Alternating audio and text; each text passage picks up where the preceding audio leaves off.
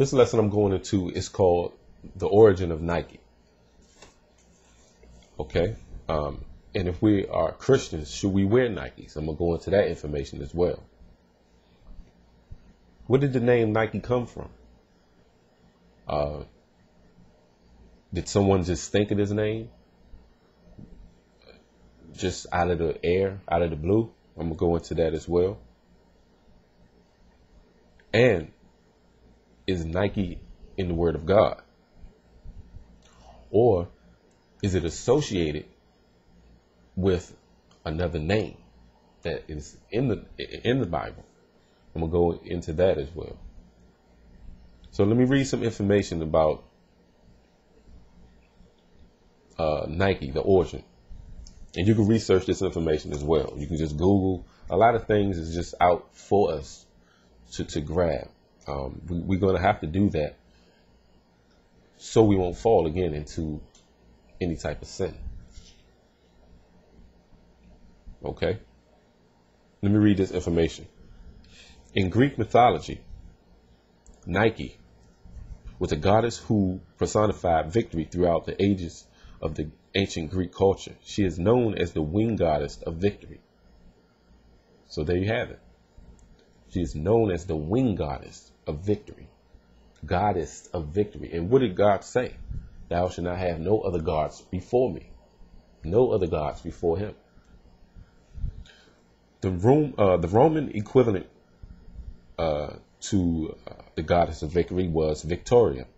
Depending upon the time of various myths, she was described as the daughter of Pallas, which means Titan, and Styx, which means water, and the sister of Crotus, which means strength, Bia, which means force, and Zealous, which means zeal.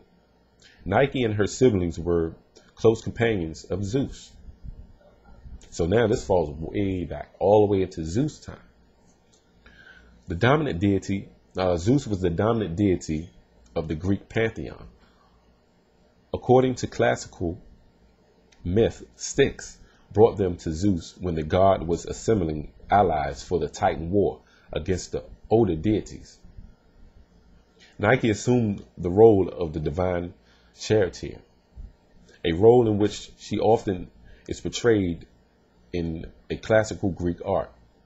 Nike flew around battlefields, rewarding the victors with glory and fame. Okay. Nike is seen with wings in most statues and paintings. Most other winged deities in the Greek pantheon had shed their wings by classical times. Nike is the goddess of strength, speed, and victory. Nike was a very close acquaintance of Athena. And I want you all to remember that name, Athena. Athena, Nike was very close acquainted with Athena, and is thought to have stood in Athena's outstretched hand in the statue of Athena located in the Pantheon. Nike is one of the most commonly portrayed figures on Greek coins. Now, let's see why Nike is acquainted with Athena.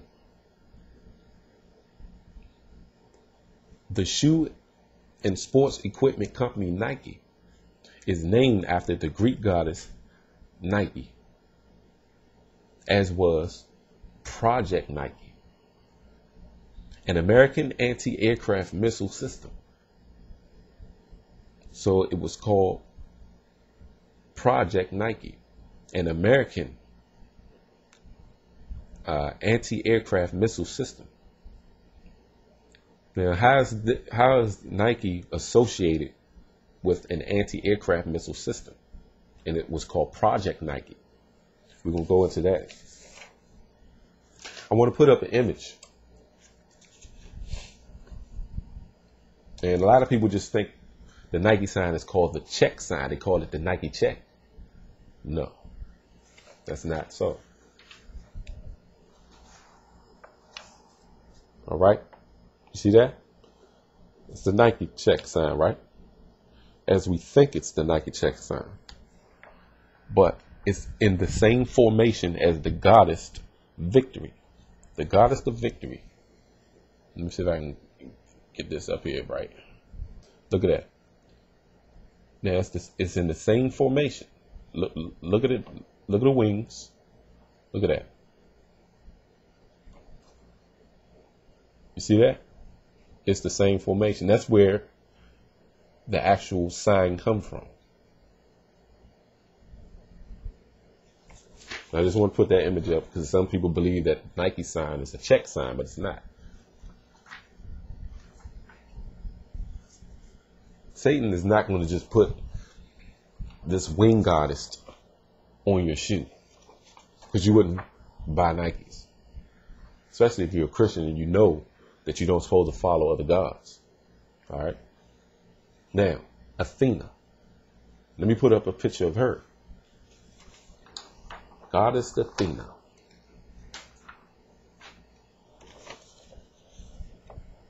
Okay, this is Athena, and was associated with the FIFA, right?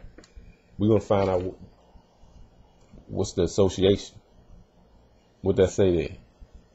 Goddess of wisdom, warfare, and crafts. That's why they said missiles.